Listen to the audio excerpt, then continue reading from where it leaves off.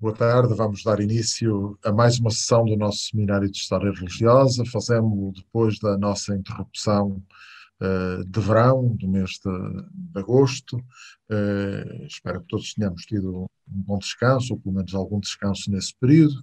E agora retomamos então a nossa atividade, que levaremos até ao final do ano. O nosso ciclo do Seminário de História Religiosa, este ano dedicado ao tema o catolicismo português em diáspora, agentes, instituições e sensibilidades religiosas.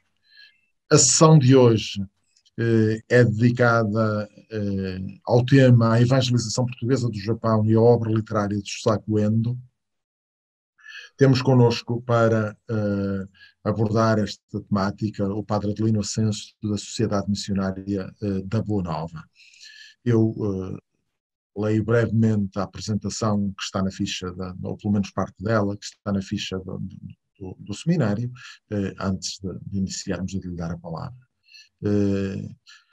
Antes de ingressar no seminário, o padre Adelino Ascenso teve uma permanência na Alemanha, entre 76 e 84, onde realizou exposições de pintura e trabalhou como professor e intérprete.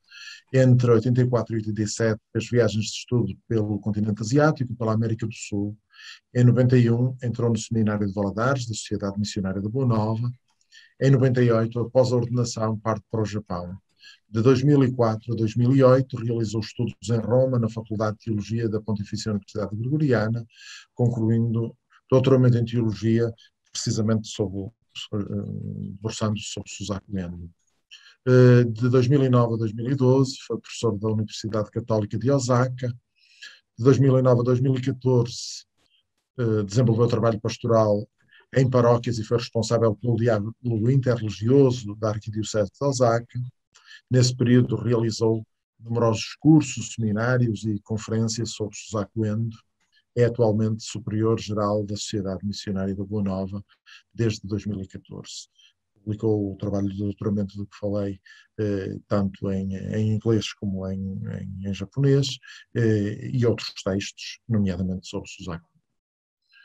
Eu agradeço muito ao padre Adelino Ascenso ter anuído ao convite para estar connosco nesta tarde e para orientar esta sessão. É uma abordagem certamente um pouco diferente num seminário de História Religiosa. Provavelmente não será estritamente uma abordagem historiográfica, mas olharemos certamente para a missionação portuguesa do Japão, também pelo olhar da literatura e pelo olhar concretamente de um autor japonês cristão, que tem certamente pensamento sobre isso. Mas sobre isso o padre Adelino Ascenso certamente vai dizer-nos muito mais e muito melhor. Eu agradeço muito, então, como tinha dito, ao padre Adelino ter aceitado o nosso convite. Passo-lhe de imediato a palavra para a apresentação. Teremos um tempo de apresentação como habitualmente e depois um tempo de diálogo, de perguntas, consoante o que se propôs. Muito obrigado pelo convite. E boa noite, boa tarde, em primeiro lugar, a todos e a todas. E muito obrigado pelo convite para participar neste seminário de História Religiosa.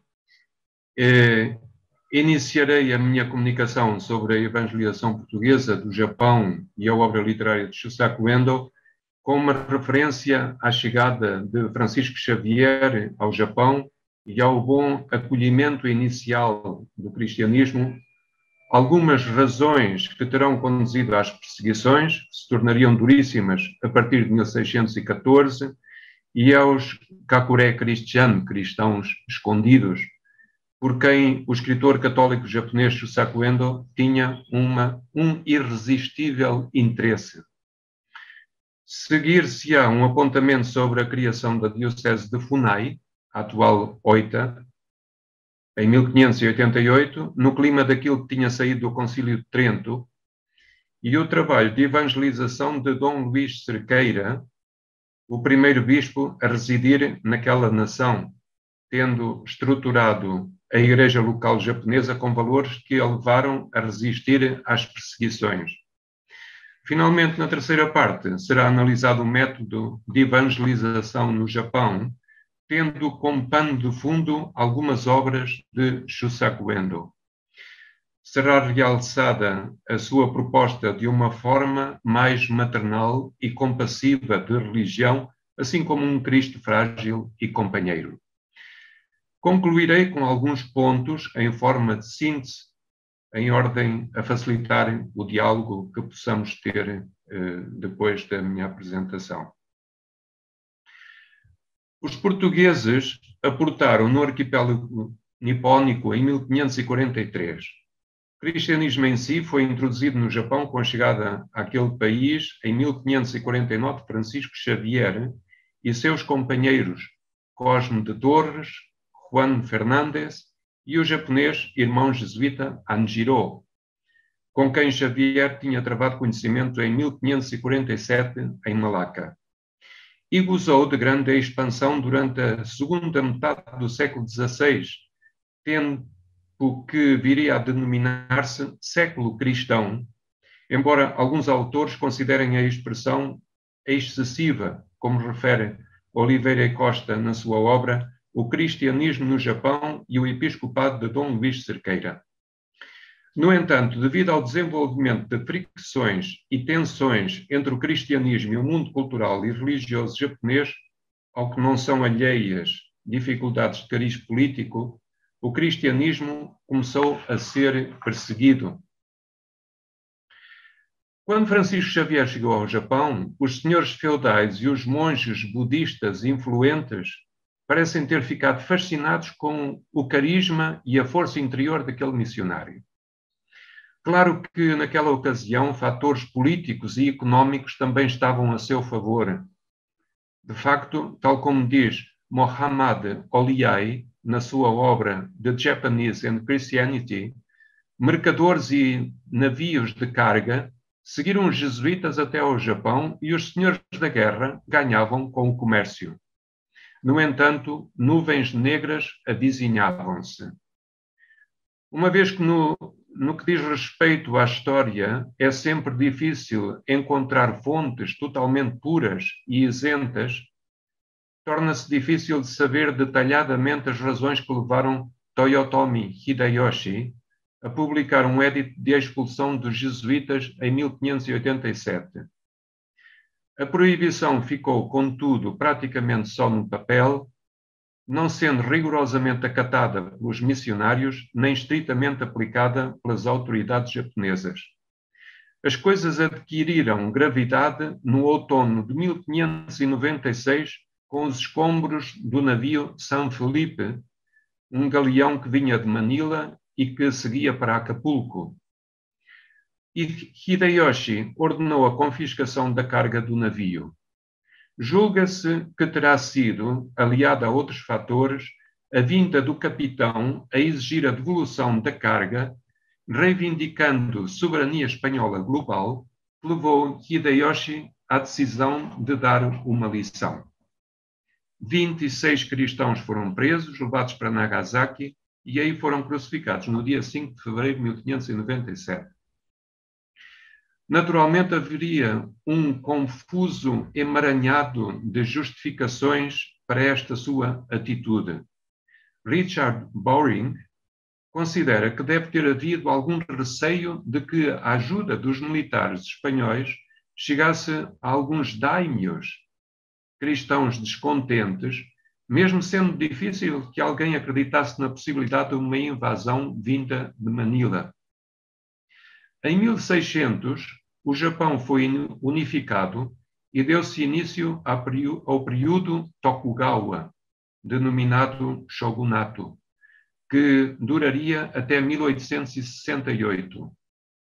Como diz Oliveira Costa, foi em 1603 que Tokugawa lançou definitivamente as bases do poder familiar ao fazer-se nomear Shogun.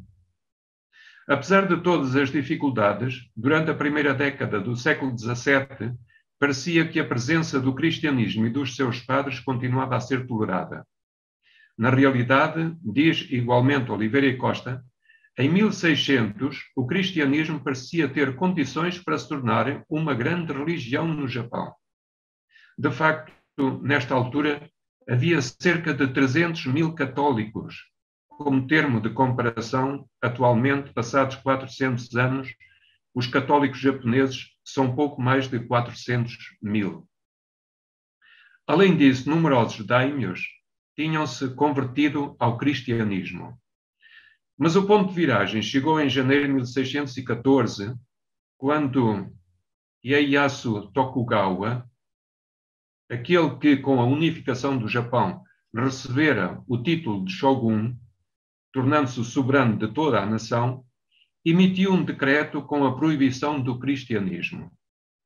As perseguições tornaram-se severas, verificando-se a destruição de igrejas, a expulsão dos missionários estrangeiros e a tortura e eliminação dos cristãos autóctones que não renunciassem à fé cristã. Por volta do final de 1614, já 2/3 dos estrangeiros tinham sido deportados, como refere Bowring. De entre eles havia alguns proeminentes japoneses, como é o caso do denominado Samurai de Cristo, Justo o Conde Takayama, o qual foi para Manila, sendo acompanhado por um grupo de 300 cristãos. Aí morreria pouco depois e seria beatificado em Osaka, no Japão, a 7 de fevereiro de 2017. Os cristãos japoneses refugiaram-se no anonimato, formando pequenas comunidades nos arredores de Nagasaki e ilhas Goto, 5 ilhas que ficam perto de Nagasaki, tornando-se os Kakure Christian, os cristãos escondidos. Estes Kakure Christian transmitiram a tradição cristã ao longo de muitas gerações, até ao dia do seu encontro com os missionários franceses em Nagasaki, a quando da denominada Segunda Evangelização do Japão em meados do século XIX.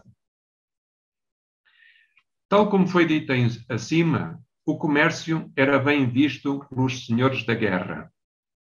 Mas o mesmo não acontecia com a missionação, uma vez que esta punha em causa toda a tradição religiosa e o próprio sistema de poder.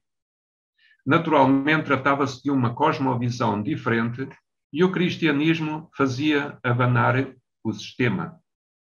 Também as quesílias entre as diversas ordens religiosas, depois dos jesuítas, chegariam os franciscanos, os dominicanos e os agostinianos, e a sua rivalidade quanto ao território e aos métodos de missionação, principalmente entre os jesuítas e os franciscanos, tal como podemos ler em O Samurai e outras obras de Shusaku Endo, não ajudaram a uma convivência pacífica.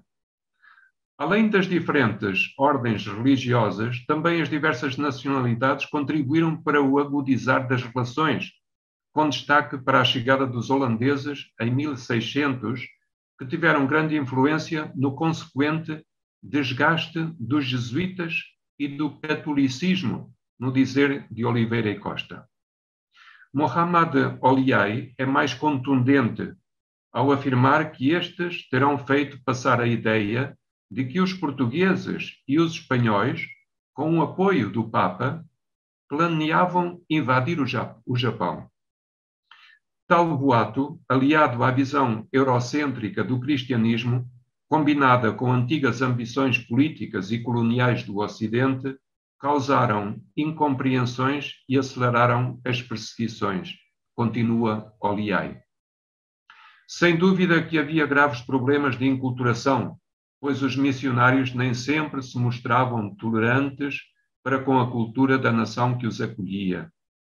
Isto é um ponto que nos interessa para esta temática e para analisarmos a literatura de Shusaku Endo sob este prisma. Estas dificuldades de enculturação e de aceitação do diferente viriam a provocar, obviamente, a oposição dos budistas.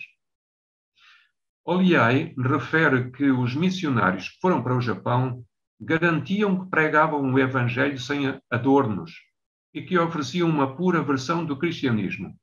No entanto, ao considerarem o seu cristianismo absoluto, eles negligenciavam o conhecimento do facto de que a sua versão do cristianismo tinha sido influenciada pela cultura ocidental e por outras culturas. Vale a pena ler o profundo diálogo de Rodrigues com o Senhor de Chikugo no romance Silêncio, de Endo, diálogo esse que conserva a sua riqueza no filme de Scorsese. De facto, a revelação de Deus e a cultura são incomparáveis. E a forma de apresentação da fé cristã no mundo japonês terá de ser através da contextualização e da força do testemunho, nunca cunhado por qualquer intenção de proselitismo. No meio deste efervescente ambiente, foi, contudo, criada a primeira igreja japonesa e subiu ao palco um grande homem que iria contribuir grandemente para a solidificação do cristianismo naquela nação, além de dar um crucial impulso no que diz respeito à criação do clero local, Luís Cerqueira. E chegamos à segunda parte. O bispo Cerqueira foi, sem dúvida, uma das figuras decisivas para a consolidação do cristianismo nipónico no início de 600.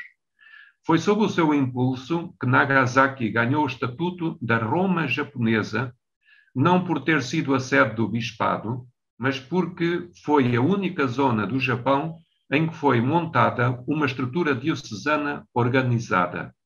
Dom Luís Cerqueira é, assim, um dos grandes vultos da Nagasaki cristã. Isto é uma citação da obra de João Paulo Oliveira e Costa, a que já me referi. Um pouco de história. A Igreja de Goa fora desmembrada da Diocese do Funchal em 1534. Quando Xavier começou a evangelização do Japão, pertencia à Diocese de Goa. E foi desde Goa que Xavier partiu para o Japão, passando por Malaca.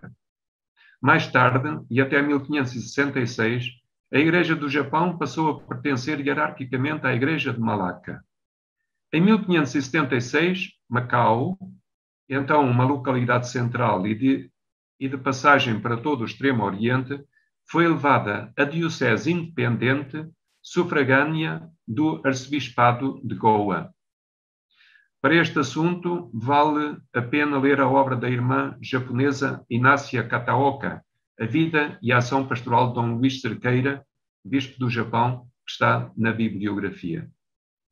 A primeira diocese do Japão foi fundada a 19 de fevereiro de 1588, Funai, hoje denominada Oita, na ilha de Kyushu, sul do Japão. Sebastião de Moraes foi o seu primeiro bispo, denominado terceiro bispo do Japão. Pedro Martins foi escolhido para bispo de Funai em 1592 e Luís Cerqueira foi nomeado seu coadjutor com direito à sucessão. Pedro Martins morreu em fevereiro de 1598, tendo-lhe sucedido Luís Cerqueira. Este chegou ao Japão, a Nagasaki, a 5 de agosto do mesmo ano e ali permaneceria até à sua morte, que ocorreu a 16 de fevereiro de 1614, pouco depois do Édito de Proscrição do Cristianismo, que tem a data de 27 de janeiro de 1614. Escreve Oliveira e Costa. A morte do prelado coincidiu com um momento de virar de página na história do cristianismo no Japão, em que grande parte da obra do bispo caía por terra. Ficava, contudo, a força da fé que ele ajudara a espalhar e a consolidar ao administrar o sacramento do crisma a milhares de fiéis. Quem era Luís Cerqueira? Luís Cerqueira nasceu na vila de Alvito, arredores de Évora, em dezembro de 1551. Entrou na Companhia de Jesus em 1566. Estudou Humanidades e Retórica e fez o curso de Artes, entre 1568 e 1572, em Évora. Fez o curso de Teologia e doutorou-se. Esteve 2 anos na Cúria Romana da Companhia de Jesus e, regressado a Portugal, lecionou Filosofia e Teologia nas universidades de Coimbra e de Évora. Em 1587, fez a profissão solene de 4 votos na Igreja do Espírito Santo do Colégio dos Jesuítas, em Évora. E em 1592 foi nomeado bispo coadjutor de Pedro Martins, tal como já foi dito. O Concílio de Trento tinha definido que os bispos tinham a obrigação de residir nas suas sedes, pelo que se poderá dizer que a Igreja japonesa nasceu neste clima de reforma interna. No entanto, Cerqueira não mudou a sua residência para Funai, como seria desejável, de acordo com os estatutos tridentinos, permanecendo sempre em Nagasaki, uma vez que só ali os cristãos gozavam de alguma liberdade. Na sua obra A Vida e a Ação Pastoral de Dom Luís Cerqueira, a irmã japonesa Inácia Kataoka escreve que Cerqueira, homem de visão e empenhado na formação da igreja local, fundou o denominado Seminário de Clérigos em 1601, com 8 alunos, 6 japoneses e 2 portugueses. Os alunos foram escolhidos entre os alunos do Seminário Jesuíta. Em 1604, procedeu à ordenação presbiteral de Antônio Miguel, o primeiro japonês destinado ao clero local, que era filho de pai português e mãe japonesa. Poderá surpreender o facto de que 3 anos após a admissão ao seminário já se tinha procedido à ordenação. A irmã Kataoka explica a razão para tal. Para o Japão, foi preciso escolher os primeiros seminaristas entre os alunos dos jesuítas, e assim se percebe que já em 1604 tiveram as primeiras ordenações. Em 1612, numa carta de Cerqueira ao rei de Espanha, lembro que de 1580 a 1640 as coroas de Portugal e Espanha estavam unidas e eram os Filipes de Espanha que regiam a Península Ibérica, aquele diz que os seus sacerdotes eram 5, diáconos eram 2 e com ordens menores eram 5. Em 14 anos, desde 1598, Cerqueira teria ordenado presbíteros 15 japoneses, dos quais 7 eram diocesanos e 8 eram jesuítas. O decreto de expulsão dos missionários em 1614 foi aplicado também aos sacerdotes japoneses, mas 5 sacerdotes diocesanos conseguiram escapar do navio e permaneceram no Japão, dedicando as suas vidas ao cuidado dos fiéis, na linha daquilo que tinham aprendido com Cerqueira. Novamente, a irmã Kataoka. Esta sua obra, a formação da diocese, a instituição do seminário do bispo e a ordenação sacerdotal dos japoneses, foi interrompida pela força externa política do Édito de Proibição do Cristianismo, da expulsão dos missionários, da perseguição geral e, acima de tudo, pela sua morte. Mas, como formador da Igreja japonesa, o seu mérito deve ser plenamente reconhecido. Luís Cerqueira não tinha coadjutor. Apenas em 1617 foi nomeado o seu sucessor, Diogo Correia Valente, também ele jesuíta, mas não lhe foi possível entrar no país. Assim, Cerqueira foi o único bispo que pôde dirigir a Igreja japonesa a partir do Japão. As perseguições aos cristãos continuaram até 1873, ano em que se anulou a proibição do cristianismo. De 5 de fevereiro de 1597 até 1873, 2 séculos e meio, a perseguição e o martírio sucederam-se. Bem se pode dizer que os frutos da Igreja do Japão eram os mártires. Descoberta dos Kakuré Christian. Em 1863, 2 padres da Sociedade para as Missões Estrangeiras de Paris, os padres Louis Furet e Bernard Petitjean, chegaram a Nagasaki com a intenção de construir uma igreja em honra dos 26 mártires do Japão.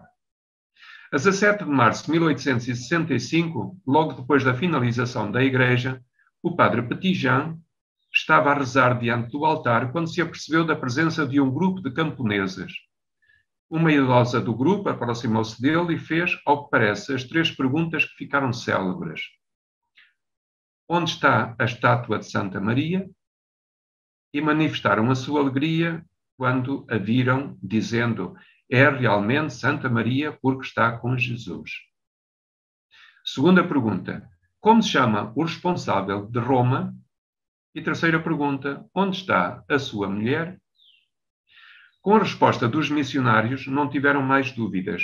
Tinham encontrado os sacerdotes católicos que viviam a unidade com o Pontífice, a devoção a Maria, Mãe do Salvador, e o celibato. Ressuscitou assim a Igreja japonesa. Estes eram da aldeia vizinha de Urakami. Foi graças aos alicerces lançados pelo bispo Luís Cerqueira que os Kakure Christian puderam subsistir ao longo de 2 séculos e meio, praticamente sem sacerdotes e sem consagradas ou consagrados. Estes Kakure Christian exerceram um irresistível fascínio sobre o escritor católico, que já referido, Shusaku Endo, tendo sido fonte de inspiração para muitas das suas obras literárias. Ele próprio refere, na sua obra The Final Martyrs, portanto, os últimos mártires, o episódio do encontro dos Kakure com o padre Patijan, reduzindo as 3 famosas perguntas a apenas uma: onde está a imagem de Santa Maria? E isto é um aspecto digno de menção em virtude do papel da mãe na cultura japonesa. Verificaremos isto na terceira parte. Na mesma obra, o autor evoca os últimos mártires das perseguições na aldeia de Nakano, nas proximidades de Nagasaki, nomeadamente a 15 de julho de 1867, aquela que foi denominada a quarta perseguição de Urakami. As 3 anteriores tinham sido em 1790, 1842 e 1859.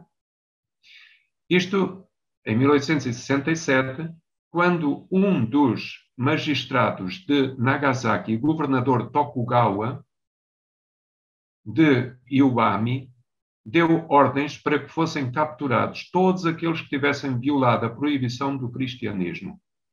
São estes os últimos mártires. A proibição do cristianismo só seria levantada em 1873, como vimos. Vamos então passar à terceira parte da minha comunicação. A obra literária de Shusaku Endo. Shusaku Endo nasceu em 1923 em Tóquio e morreu em 1996, a 29 de setembro, pelo que se estão a completar precisamente 25 anos do seu falecimento. Passou a sua infância em Dairen, na China, para onde o seu pai foi enviado pela empresa.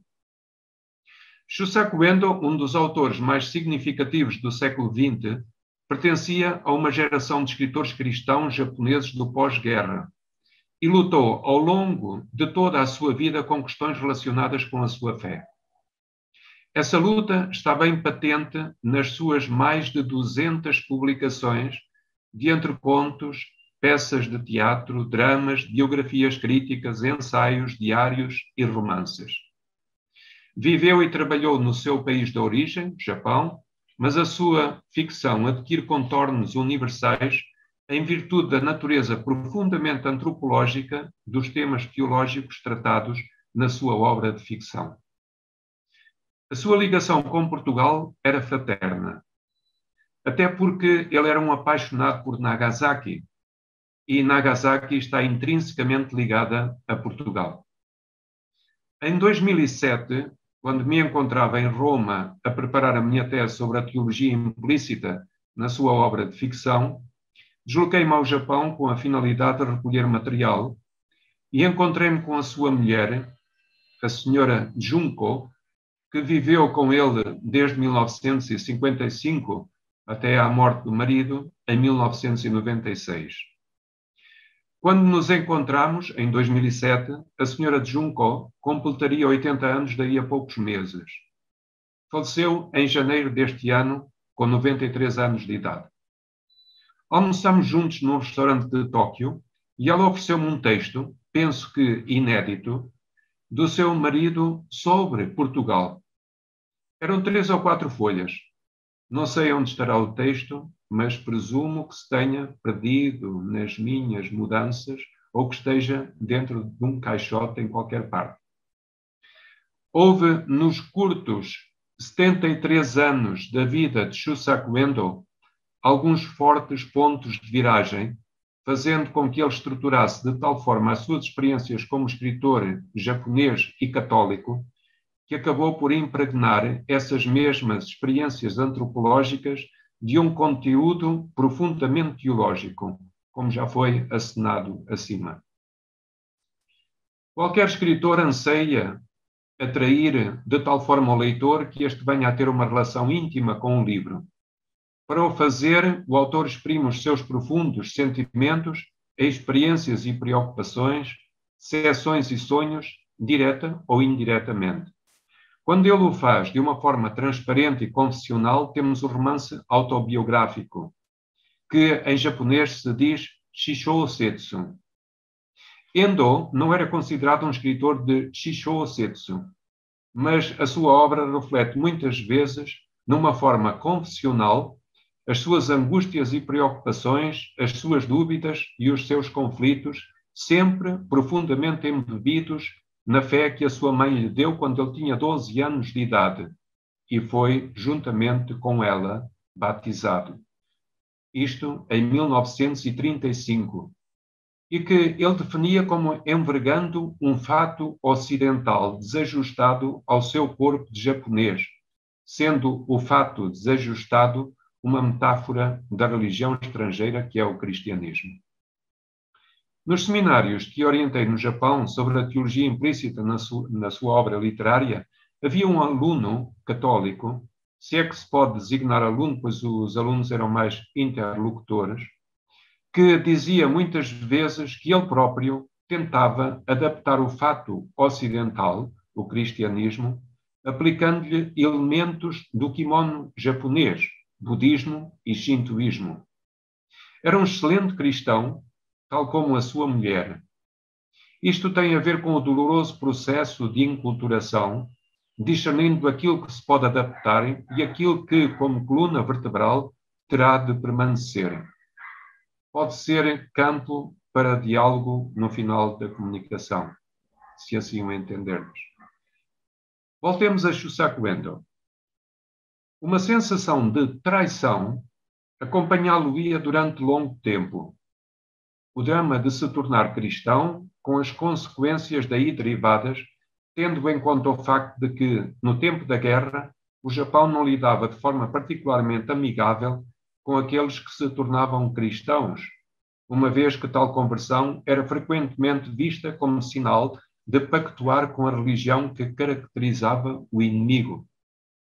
Este foi um problema com o qual ele tentou, ao longo de toda a sua vida, um género de reconciliação, que se poderia transpor a uma reconciliação entre Oriente e Ocidente. Ele teria de ser o alfaiate do fato ocidental que ele recebera. É certo que nos tempos da universidade ainda pensou abandonar o cristianismo, mas também isso seria trair a fé da sua mãe. Além disso, deu-se conta de que, entretanto, o cristianismo já se tinha tornado parte da sua pele, pelo que não o poderia abandonar sem se ferir. O sentimento de traição entrou no seu coração sensível quando era ainda criança, com 9 ou 10 anos de idade, e foi ali gravado como cinzel em pedra. Ele vivia com os seus pais em Dairen, na China. O pai saía com ele e o seu irmão, que era 2 anos mais velho, e levava-os a passear pelo parque, enquanto a sua mãe ficava a trabalhar em casa. O pequeno rapaz deu-se conta de que as saídas do pai eram um pretexto para se encontrar com uma outra mulher. Na sua sensibilidade, ele foi colocado perante um dilema: contar à mãe o que se passava, o que significaria trair o pai, ou calar-se, traindo deste modo a sua mãe. Optou pela segunda solução, pelo que nunca conseguiu libertar-se dos remorsos por ter traído a mãe. Mais tarde, quando já era jovem universitário, não estava com a sua mãe quando ela morreu, o que agravou o seu sentimento de traição.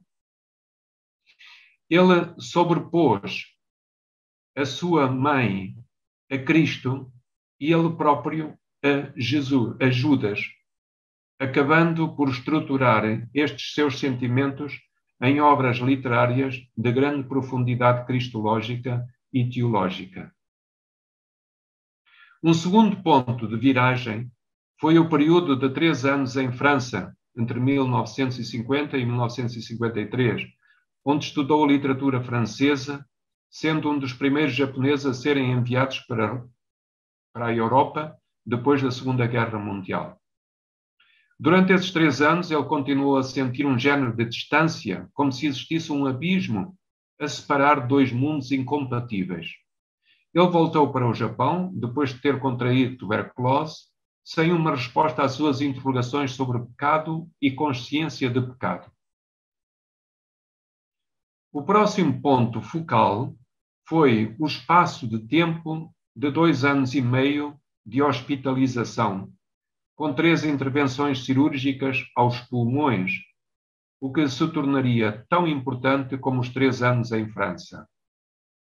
Ele aprenderia ali a lidar com o sofrimento e começaria a intuir o seu efeito redentor. Era o tempo de preparação para o final da primeira fase na sua obra e o início da segunda, a qual aconteceria com a publicação em 1966 do romance Chinmoku, Silêncio, completando-se este ano, precisamente, 55 anos da sua publicação. O Silêncio marcou, pois, o início da segunda fase.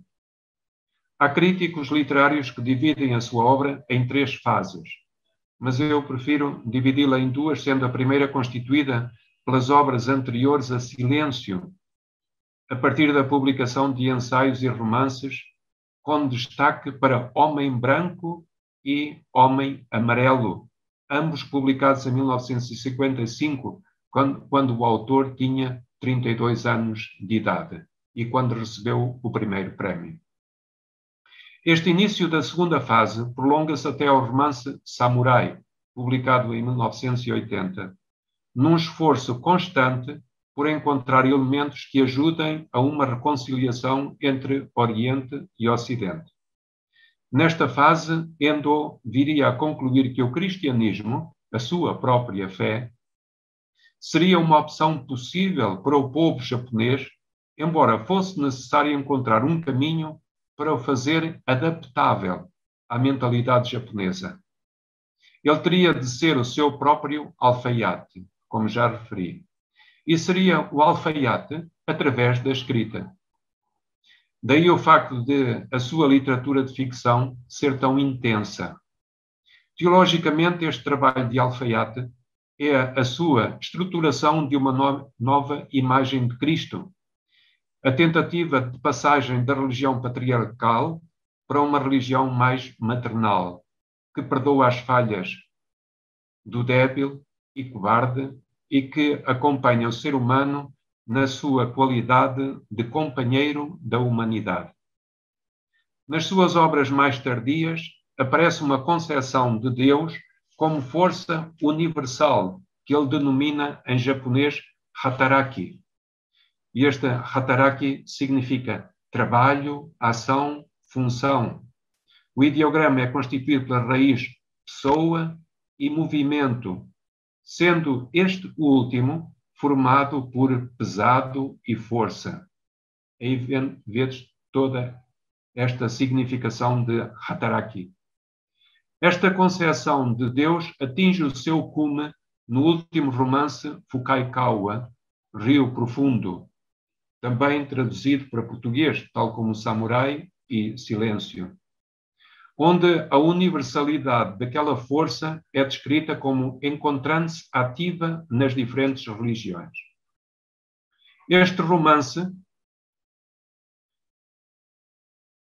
em si serve como sumário dos temas investigados pelo autor ao longo de toda a sua vida.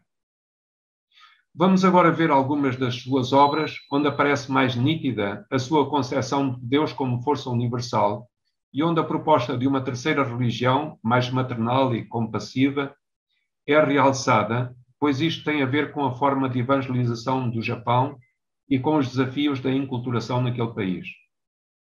Comecemos com Silêncio, a obra mais conhecida de Shusaku Endo, um romance profundamente dramático.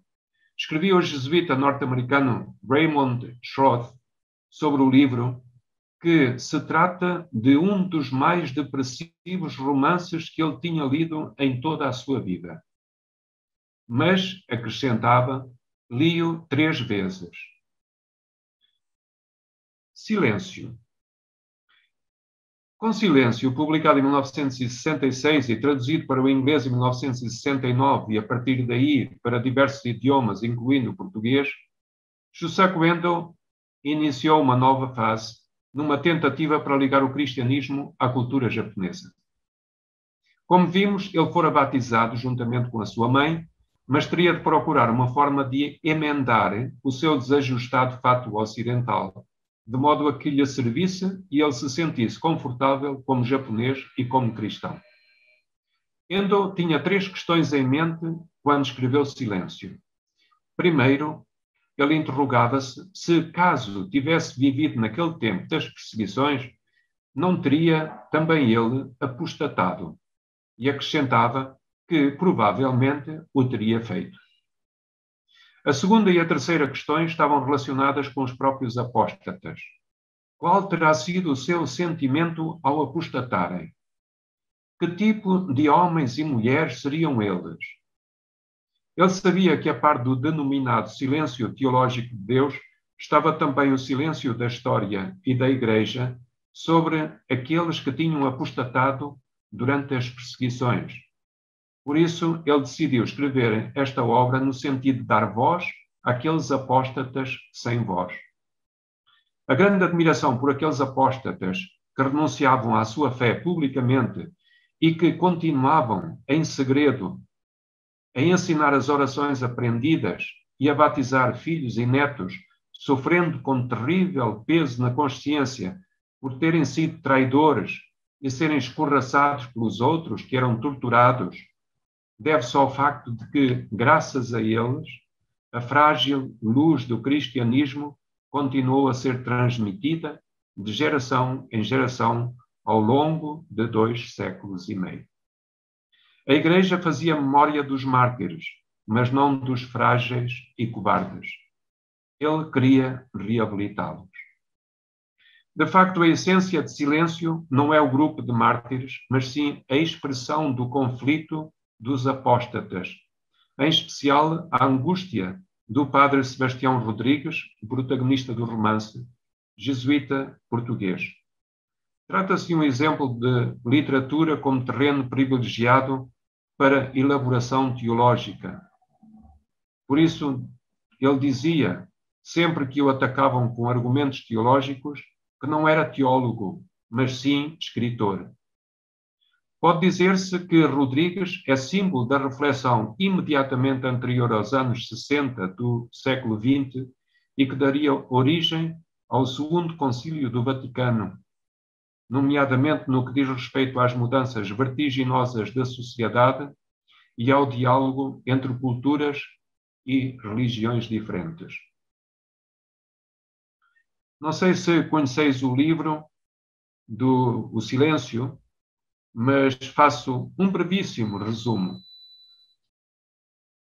O romance Silêncio tem lugar no Japão durante as perseguições ao cristianismo, primeiras décadas do século XVII. O protagonista, Rodrigues, o padre Rodrigues, é um missionário jesuíta português que entra no Japão, em segredo, para se certificar da veracidade dos rumores que haviam chegado a Roma, nomeadamente que o padre Cristóvão Ferreira, provincial dos jesuítas no Japão, renunciara ao cristianismo, que apostatara. Não se trata de um romance histórico, como chegou a ser dito, mas é uma obra que tem alguma base histórica. O padre Ferreira era, de facto, provincial dos jesuítas no Japão e, de facto, renunciou à fé. Os dois padres, Rodrigues e Garupe, têm como modelo dois padres italianos que entraram no Japão em segredo.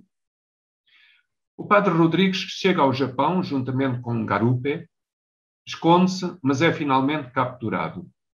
Acaba por apostatar por compaixão para com os japoneses cristãos que estavam a ser torturados, uma vez que as autoridades lhe tinham garantido que libertariam os cristãos japoneses se ele pisasse a imagem de Cristo, o que significava apostatar. Este romance condensa um grande número de temas teológicos que foram sempre perturbando o escritor. Normalmente, os críticos literários e ensaístas enumeram os temas do seguinte modo: dificuldades de um escritor cristão, literatura e religião, o ser humano e Deus, a questão do amor e a doutrina do perdão, a distinção entre panteísmo e monoteísmo e a sua fusão, a oposição e assimilação de Oriente e Ocidente. É como uma orquestra dentro do ser humano, onde os temas vibram uns com os outros, diz um crítico japonês. Dentro de tal orquestra, podemos reconhecer temas principais como o silêncio de Deus e a redescoberta do cristianismo como doutrina de amor e perdão em relação com pontos polémicos, tais como o ato de apostasia por parte dos padres portugueses Ferreira e Rodrigues. Considero 5 os mais importantes: o silêncio de Deus, Cristologia, o forte e o fraco, a apostasia e a salvação do apóstata. Como é óbvio, não vou tratar aqui todos estes pontos, mas assim apenas realçar aquilo que considero pertinente para o tema que me foi proposto. Ainda tendes paciência? Sim, vamos então. Sim. A imagem de Cristo.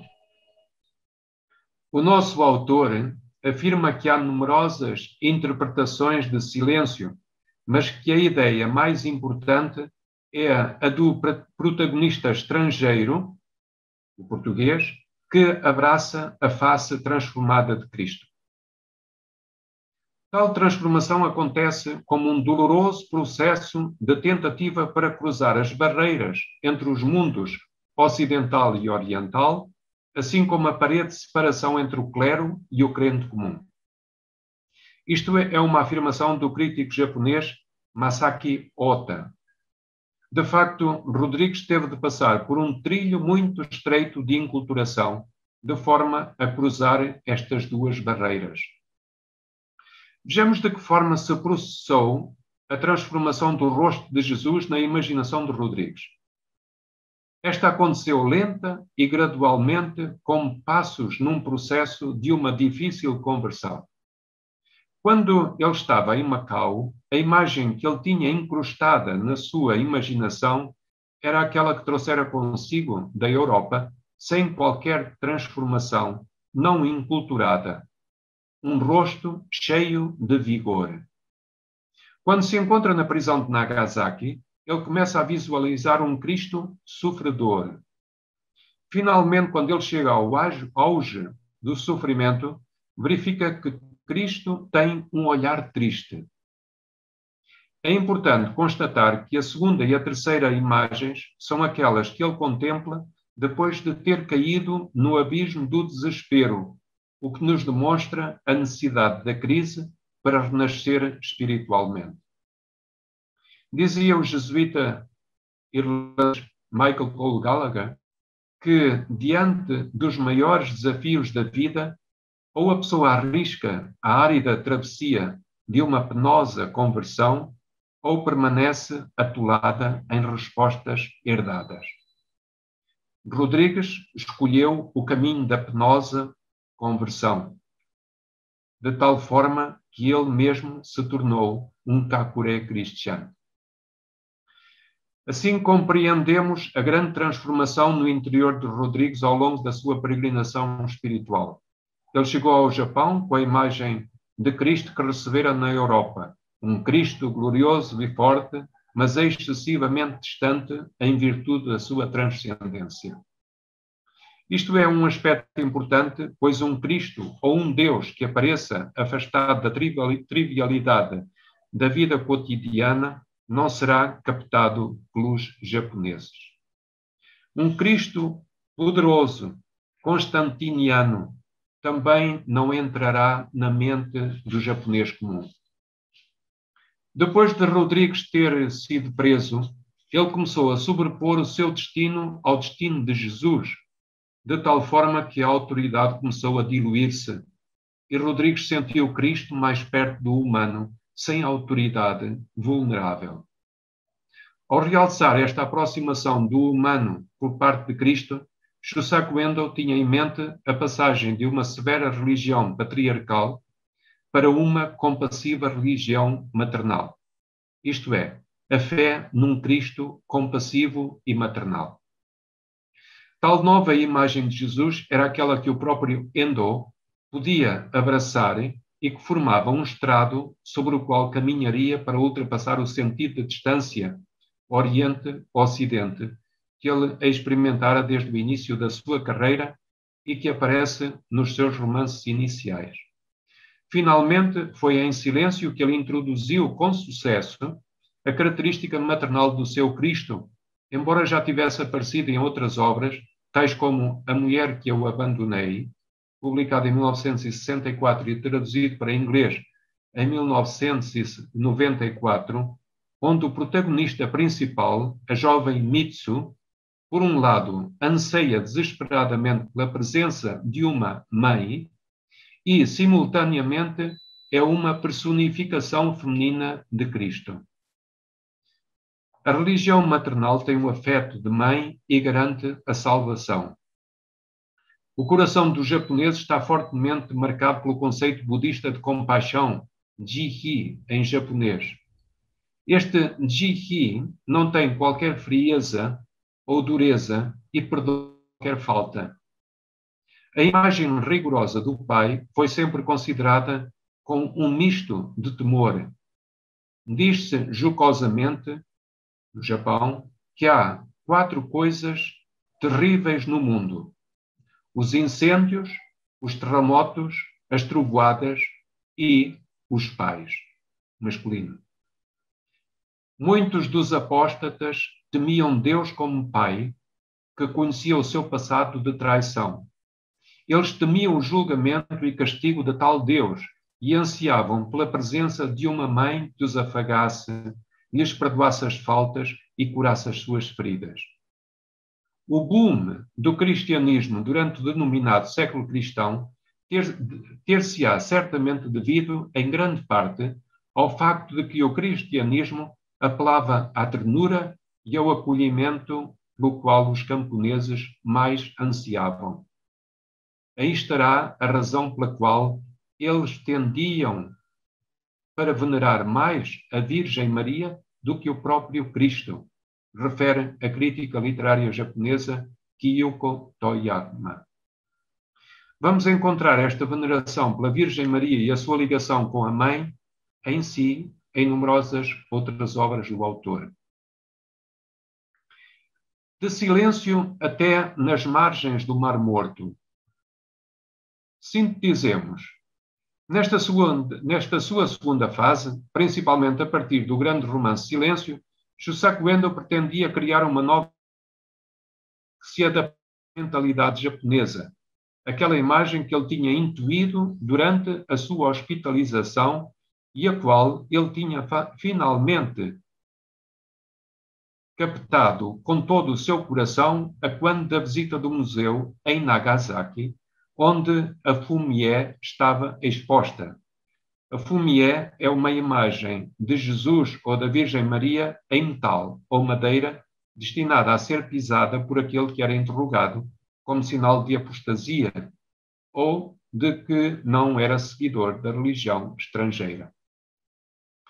Ele começou a fazer viagens a Israel, tendo feito 7, de 1966 a 1973, praticamente uma por ano, com a finalidade de recolher material para escrever o que ele estava a preparar especificamente sobre Jesus Cristo. Os olhos compassivos da imagem na fumie deram-lhe a sugestão para a passagem da religião paternal para a religião maternal. Esta noção de religião maternal teria a sua culminância em Shkainu Hotori, nas margens do Mar Morto, obra publicada em 1973 e que não está traduzida, e Uma Vida de Jesus, que está publicada em português. Foi publicada em japonês em 1973 e traduzida para inglês em 1978. E, como disse, também publicada em português. A nova imagem de Cristo tinha 3 características fundamentais: a capacidade maternal para perdoar as faltas dos traidores, a particularidade de ser companheiro do ser humano ao longo da sua vida, aquele que caminha com a humanidade e com ela sofre, e a característica de debilidade, vulnerabilidade, a qual já foi introduzida diretamente através dos protagonistas centrais das obras Obaka-san, O Idiota Maravilhoso, e A Mulher que Eu Abandonei, e que seria então desenvolvida nestas 2 obras cristológicas, Nas Margens do Mar Morto e Uma Vida de Jesus. De Silêncio até Nas Margens do Mar Morto passaram 7 anos de maturação interior. Devido à persistente busca do tema da religião maternal ao longo destes 7 anos, a imagem que o protagonista principal de Silêncio sentiu reapareceria mais claramente estruturada em Margens do Mar Morto. Antes destas obras, porém, e 3 anos após a publicação de Silêncio, já o autor tinha apresentado o breve conto Hahanaru Mono, Mothers, a que já me referi, que está na bibliografia. O palco desta breve história é a visita do protagonista aos descendentes dos Kakure Christian em São Tomé, zona costeira a norte de Nagasaki. O seu contacto com estas pessoas é uma via para a revitalização da memória da sua mãe, a importância da Virgem Maria na qualidade de representação da mãe, que perdoa, e também a salvação do débil e cobarde, o que é, uma vez mais, uma história fortemente autobiográfica. Endo era um apaixonado por Nagasaki e por São Tomé, a região a norte da cidade, palco dos acontecimentos do romance Silêncio. Ali está o Museu Literário de Shusaku Endo, uma autêntica joia. Eu não sei se estou a abusar da vossa paciência, se ainda tendes... Adelino, força. Podemos ir um bocadinho mais além, aos minutos, para concluir, sem problema, temos muito gosto. Ok, obrigado. Então, vamos ao tema debilidade. Debilidade foi um dos temas recorrentes em toda a vida e obra de Shusaku Endo. Em O Idiota Maravilhoso, o autor expõe tal debilidade em Gaston, o francês que representa Jesus Cristo. Ele é o servo inocente. Em A Mulher que Eu Abandonei, Mitsu é, como já referi, a representação feminina do mesmo servo inocente, o que é algo muito especial. Isto publicado naquele tempo, em 1964. Pode imaginar-se que o encontro com o cão Kuro da sua infância terá sido o início do repto da sua busca da sinceridade e integridade da pessoa débil. Mas qual é a história deste cão chamado Kuro, que significa negro? Repito, Endo nasceu em Tóquio, mas foi com os seus pais e o seu irmão, 2 anos mais velho, para Dairen, na China, uma vez que o seu pai, para lá, teve de se deslocar em trabalho. Passou ali a infância, mas teve alguns problemas de solidão, como têm muitas crianças, principalmente pelo desentendimento dos pais, que mais tarde iria resultar em divórcio. E estabeleceram-se laços sólidos de amizade com aquele cão que tinham em casa. Quando os seus pais se divorciaram, tinha ele 10 anos de idade, e ele regressou ao Japão com a sua mãe e o seu irmão, ele teve de abandonar o seu amigo Kuro. E nunca se esqueceu do cão, a olhar ansiosamente para o carro que se afastava com o seu amigo. Ao longo da sua vida, acolheu muitos cães. Não eram cães esplêndidos, mas sim cães fracos, abandonados e doentes, semelhantes àquele do romance O Idiota Maravilhoso. Neste romance, Napoleão, e reparai no nome, Napoleão era um cão velho, é um cão velho que sofre de asma, com características análogas às de um ser humano idoso e doente. Tanto o cão da sua infância, Kuro, como Napoleão de O Idiota Maravilhoso são ícones de Jesus Cristo. Ao apresentar Napoleão como um fraco cão velho que não dá qualquer impressão de dignidade, Endo tenta representar uma imagem de Cristo, um Cristo que reconhece a fraqueza porque ele mesmo é fraco e que perdoa o pecado da humanidade. Sobre o esquelético e sujo rafeiro, o autor comenta: certamente que o cão tinha sido corrido à pedrada e maltratado por toda a gente. Isto é algo que nos faz lembrar a traição de Jesus por Judas, a fuga dos discípulos, o tormento a caminho do Gólgota, sendo apedrejado e ridicularizado. Aí mostrava a sua vulnerabilidade, que era simultaneamente a sua fortaleza, pois é impossível imaginar uma maior omnipotência do que aquela do Todo-Poderoso, que continua sendo omnipotente, mesmo caindo na mais profunda impotência, assumindo a condição de servo, tomando a semelhança humana, como está na carta aos Filipenses. Algo que eu denomino fortaleza da debilidade. Passo à conclusão apresentando alguns pontos para facilitar o diálogo. Primeiro, evangelização e comércio. A evangelização do Japão, por parte dos portugueses, deixou muitos sinais indeléveis, começando pelo grande número de palavras. Além disso, é significativo que o primeiro sacerdote diocesano do Japão fosse filho de mãe japonesa e pai português. É claro que o monopólio do mercado da prata e da seda entre a China e o Japão era uma das razões principais para que os portugueses fossem autorizados a permanecer no Japão e a aportar em Nagasaki, mesmo depois de o cristianismo ter sido proscrito em 1614.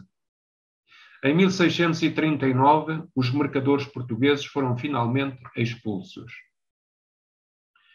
Características do Japão. Tripla insensibilidade. Nas suas características é conhecida a denominada tripla insensibilidade do povo japonês, e eu sublinho denominada, que é uma insensibilidade relativamente a Deus, ao pecado e à morte. Harmonia. Diz o norte-americano de origem japonesa Makoto Fujimura que a cultura japonesa não aceita com facilidade influências que venham de fora e rejeita novas ideias que possam ameaçar a harmonia do grupo. A harmonia, que se diz em japonês wa, é um conceito tão importante que foi incluído na primeira Constituição promulgada pelo príncipe Shotoku Taishi em 604, que diz logo no artigo 1: a harmonia deve ser valorizada e as contendas evitadas. Cultura do escondimento. O Japão ainda continua a ser uma cultura de Cristo escondido. Cultura essa que possui um desenvolvido sentido do esconder o que é mais importante. Assim, naquela cultura que honra o escondido, o débil e o não dito, O cristianismo tornou-se uma realidade escondida da cultura japonesa. Isto diz Fujimura, no seu livro Silence and Beauty. Poderíamos entrar aqui numa discussão em profundidade do sentido do silêncio do Cristo escondido, por vezes oculto sob máscaras de ateísmo ou agnosticismo, indiferentismo ou apateísmo. A beleza do silêncio. Em comunhão intrínseca com o escondimento está a dimensão do silêncio. Diz Fujimura que no Japão, silêncio é beleza e a beleza é silêncio. E que talvez em nenhuma outra nação haja uma palavra tão relevante como é a palavra silêncio para a cultura japonesa. A cultura japonesa é, pois, cultura do silêncio. Este é um facto que necessita de longa e acurada reflexão.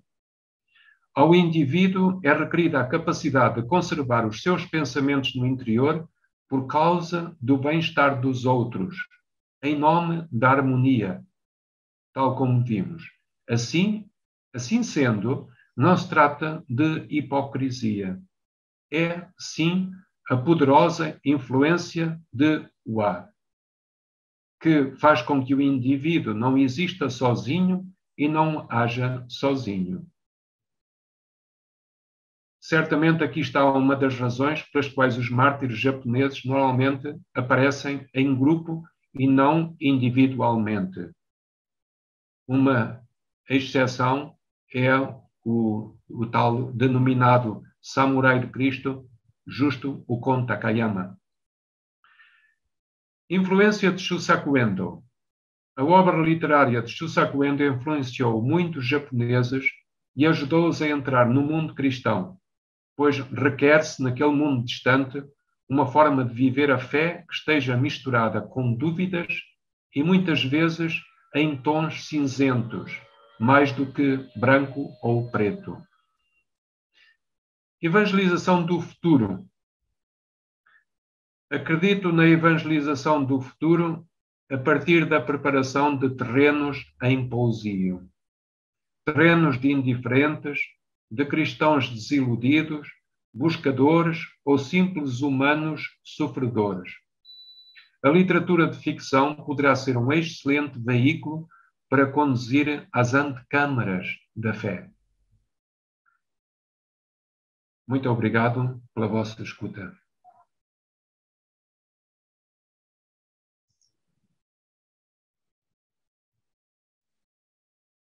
Eu agradeço ao Padre Adelino Ascenso a intervenção e agora passamos então à fase de diálogo, de perguntas, de questões que possam ser deixadas sobre o que aqui foi dito sobre a evangelização do Japão, quer no passado, quer também, eventualmente, estes desafios que certamente surgem da obra de Shusaku Endo, mesmo mais sobre o presente.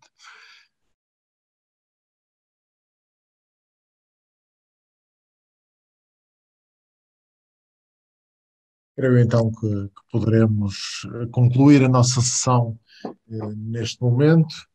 Eu queria agradecer ao Adelino Ascenso por ter estado connosco, foi um gosto.